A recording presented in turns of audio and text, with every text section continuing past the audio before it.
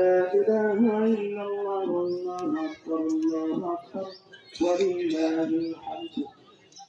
আমি নতুন মানুষ আপনাদের মাঝে এলাকা থেকে কিন্তু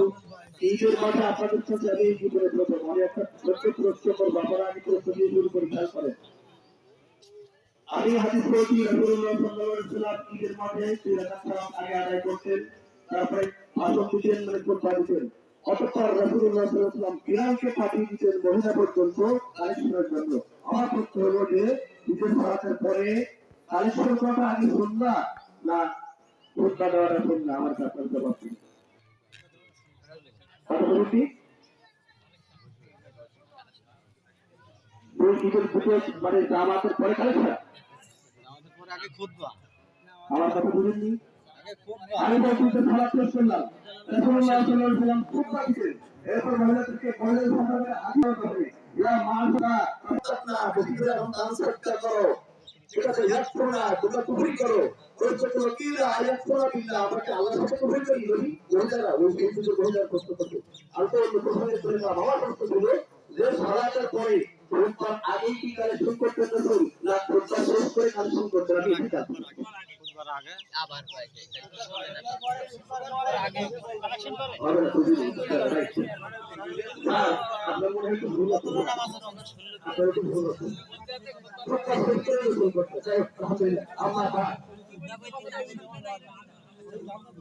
জানেন না আপনারা চাইছি আমি তো জানি না দিয়ে বলুন আপনাদের আমি তো শিক্ষা করে থেকে ঠিক আছে আলহামদুলিল্লাহ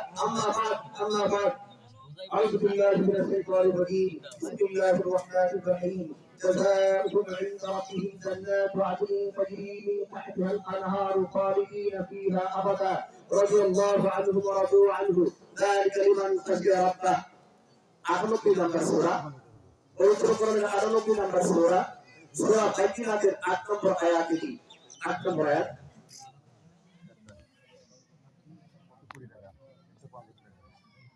কথা বলবেন না আমি কোরআনের আয়াত পড়তেছি পবিত্র কোরআনের 98 নম্বর সূরা সূরা বাইয়িনাতের 8 নম্বর আয়াত আয়াতের অর্থটা করেই দিয়ে শুরু করি আল্লাহ সুবহানাহু ওয়া তাআলা এখানে বলেন জাযাউহুম ইনদা রাব্বিহিম তাদের জাযা বা পুরস্কার হলো তাদের রবের কাছে কি জান্নাত সেটা হলো জান্নাত জান্নাত হলো পুরস্কার তাজরি মিন তাহতিল আনহার খালিদিন ফিহা আবাদা যার তলে দিয়ে নহর সমূহ প্রবাহিত থাকবে যেখানে তারা চিরকাল থেকে অবস্থান করবে জান্নাতি মানুষেরা যালিকা লিমান খাশিয়া রাব্বাহ আল্লাহ বলেন এটা ওই লোকের জন্য যে তার রবকে ভয় করেছে যালিকা এটা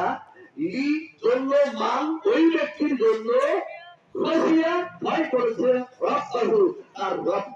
আলহামদুলিল্লাহ আমরা সর্বপ্রথম আল্লাহর দরবারে শুকরিয়া আদায় করি যিনি আমাদেরকে দীর্ঘ 1 বছর পর জীবন পরিক্রমায় হর্ষ বিষাদের বৈচিত্র্যপূর্ণ ছবিগুলি একে একে হৃদয়ে করে চিত্রাঙ্কিত করে আজকের এই মহা উৎসবের পবিত্র মিলন গায়ে পুনরায় সমবেত হওয়ার তৌফিক দান করেছেন সেজন্য তার দরবারে শুকরিয়া জানাই